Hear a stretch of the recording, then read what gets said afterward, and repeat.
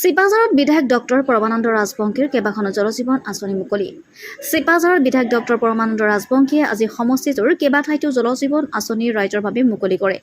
বাঘমাৰাত নিৰ্মাণ কৰা বাঘমাৰা পুখুৰী জলজীৱন আঁচনিখন মুকলি কৰি বিধায়ক ডক্টৰ পৰমানন্দ ৰাজবংশীয়ে চৰকাৰে জনসাধাৰণক বিশুদ্ধ পানী যোগান ধৰাৰ উদ্দেশ্যে গাঁৱে গাঁৱে নিৰ্মাণ কৰা জলজীৱন আঁচনিৰ জৰিয়তে গাঁৱৰ প্ৰতিঘৰ মানুহে খোৱা পানী লাভ কৰিব বুলি উল্লেখ কৰে।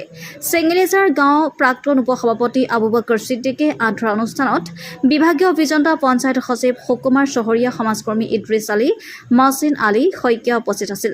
চিপাঝাৰৰ পৰা ইন্দাদুল হকৰ ৰিপৰ্ট, অৰুণোদয় অসম।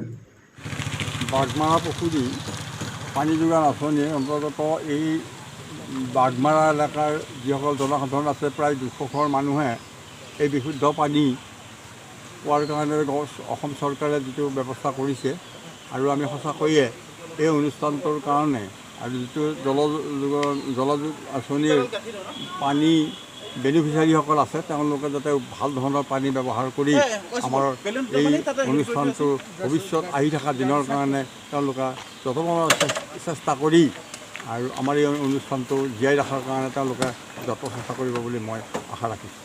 এই আঁচনিখন নিৰ্মাণ কৰোঁতে বাঘমাৰা গাঁৱৰ মানুহখিনি উপকৃত হৈছে জানো?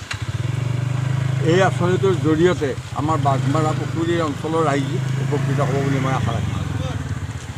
প্ৰতি ঘৰ মানুহে পানী পাইছেনে? হয়, এই প্ৰত্যেক ঘৰ মানুহে বিশুদ্ধ পানী পোৱাৰ ব্যৱস্থা কৰিছে আৰু অলৰেডি ইতিমধ্যে পানী তেওঁলোকে সংগ্ৰহ কৰিছে এই আঁচনিৰ পৰা।